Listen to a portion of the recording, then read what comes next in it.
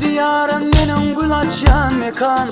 Taştı vırıp bağı olsan acayip vatan. Çepimi bağsağımızda ak gözül yerler. Bakır devullar yani Türkmen gözeller. Gönekili acayip acayip Türkmen ilim var. Gönekili acayip acayip Türkmen ilim var.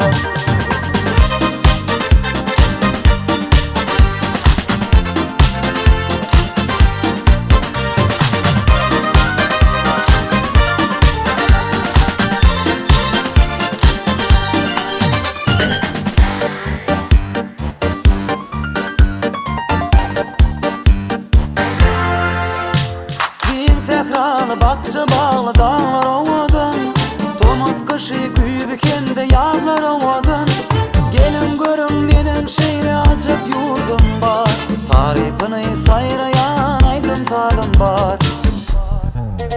Görünekili acayip acayip Türkmen ilim var. Görünekili acayip acayip Türkmen ilim var.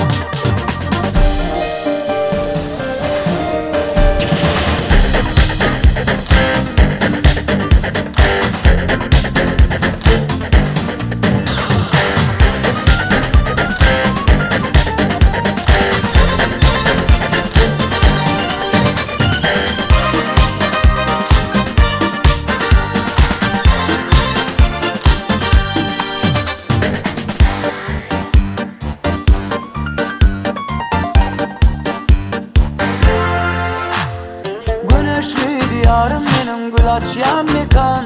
Taştı vırıp bağı olsa acayip vatan. Çepimi bağsağımızda ak gözül yerler.